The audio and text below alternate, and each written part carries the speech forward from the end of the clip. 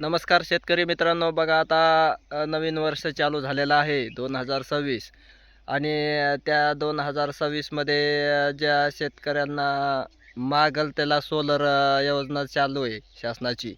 आणि मग ज्या शेतकऱ्यांना सोलर पाहिजे त्या शेतकऱ्यांना काय कळतं आहे ते 3 महिन्याच्या आतमध्ये सोलर काय केलं जातं, झटपट बसवलं जात आहे.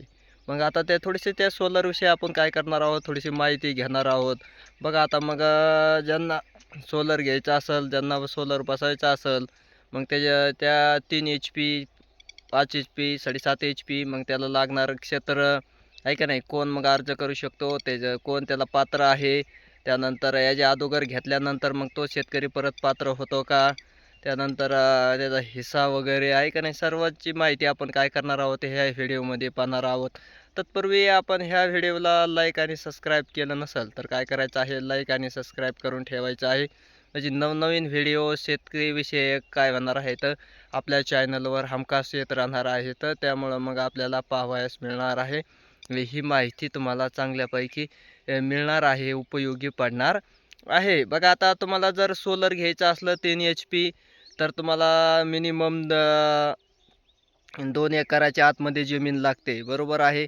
त्यामध्ये मग 1 एकर असली तरी भेटतंय आणि 1.5 एकर असली तरी भेटतंय सोलर.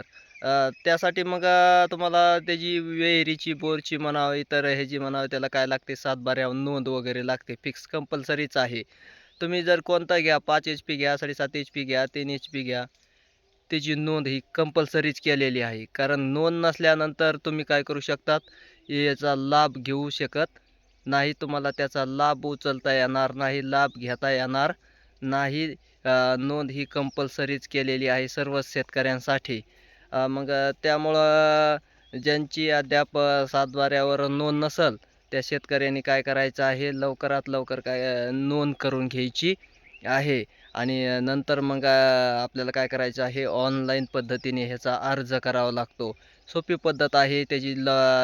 हे लिंकसुद्धा आपल्या व्हिडिओच्या डिस्क्रिप्शनमध्ये काय केलेली आहे, दिलेली आहे. तिथून तुम्ही काय करू शकता, ती लिंक डाउनलोड करू शकतात आणि व्हिडिओ आपलं ऑनलाईन फॉर्म काय करू शकतात, भरू शकतात, सबमिट करू शकतात. ठीक आहे.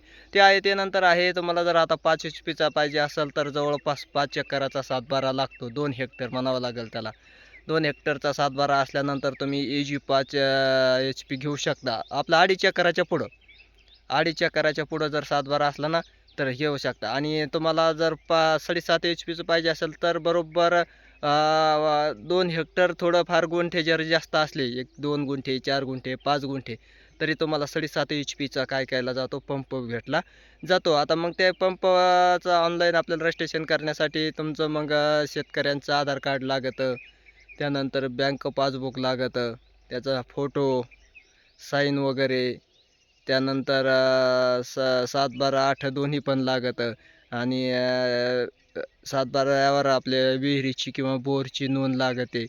त्यानंतर एखाद्याची विहीर सामायिक वगैरे जर असेल तर मग त्यासाठी संमती हमीपत्रसुद्धा काय केलं जातं, लागतं त्याला. हमीपत्र म्हणजे सामायिकाचं. मग ज्यांच्या नावावर सोलर घ्यायचं आहे त्यांचं काहीच हरकत नाही, असं एक 100च्या स्टॅम्प पेपरवर त्या हिस्सेदाराचं एक संमतीपत्र लागतं. हे सामायिक विहीर असणारच आहे. आणि त्यामुळं वैयक्तिक असल्यानंतर त्याची काही गरज लागत नाही. एवढे एक थोडेसे काही जनरलच कागदपत्र आहेत, एवढे काही अडीअडचणीचे नाहीत.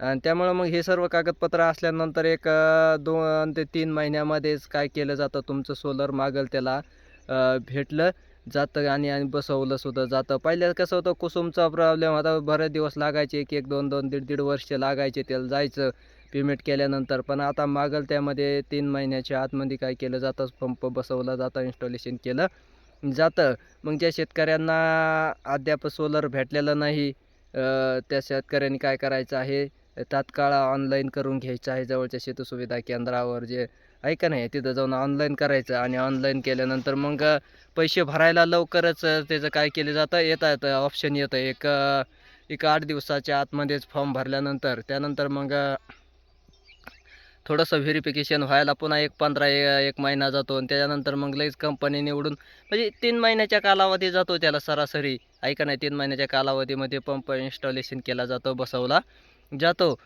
त्यामुळं मग ज्यांना घ्यायचा असेल सोलर पंप त्यांच्यासाठी एक चांगली संधी आलेली आहे.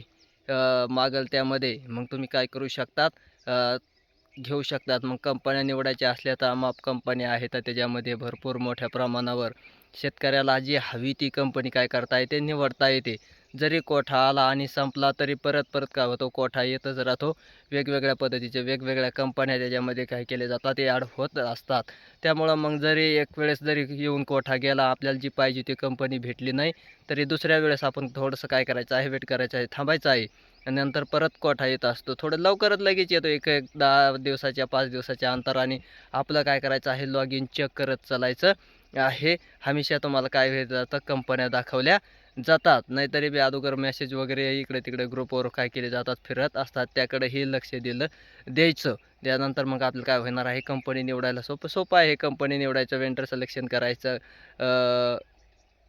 सोपं आहे. ते काय एवढं काय अवघड काम नाही. ते सर्वांना काय होतं आहे, जमत आहे. त्यामुळं मग यावर्षी ज्यांना घ्यायचं असेल त्यांनी काय करायचं आहे, तात्काळ जवळच्या शेतू सुविधा केंद्रामधल्याकडे जाऊन काय करायचं आहे, कागदपत्र वगैरे देऊन आपलं सोलर पंप काय करायचं आहे, बुक करून घ्यायचा आहे. मागेल त्यामध्ये आहे. त्याच्यामुळं मग काही अडचण नाही, जास्त दिवस थांबायची गरज नाही, काही नाही.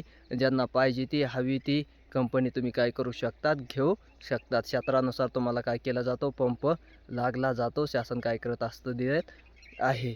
धन्यवाद.